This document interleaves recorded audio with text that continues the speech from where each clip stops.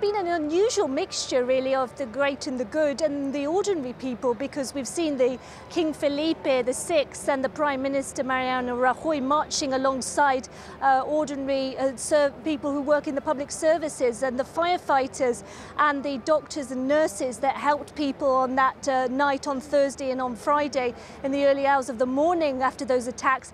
Really got pride of place in this demonstration, and that's exactly what the Mayor Ada Colau wanted. She wanted those people to be treated as heroes, and they certainly were.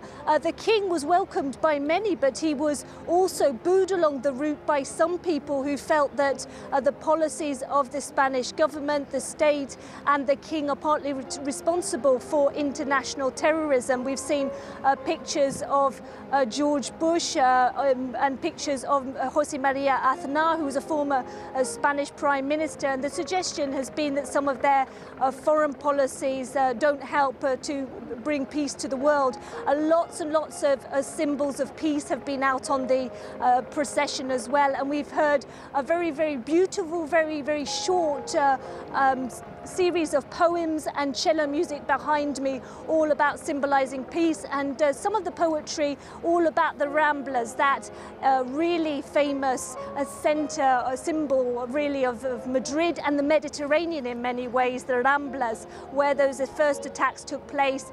Lots of poetry being read and a very short ceremony, and now the people behind me are being invited to make their way out of the square. Some of them are staying behind me to hear some of the music that is still being played.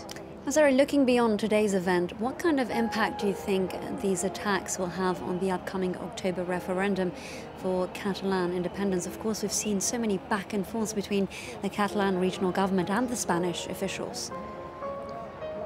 That's certainly true. Carles Puigdemont, the head of the Catalan government, has insisted that this referendum will go ahead, that these attacks will not have an impact on what he describes as the democratic process in Catalonia. He says the last thing that should happen is that terrorists should influence what is going on here in Catalonia. There are other people who say that it might not be the time to have such a referendum because the idea of starting political campaigning might be distasteful. But at the moment, two sides are really bitterly divided on that.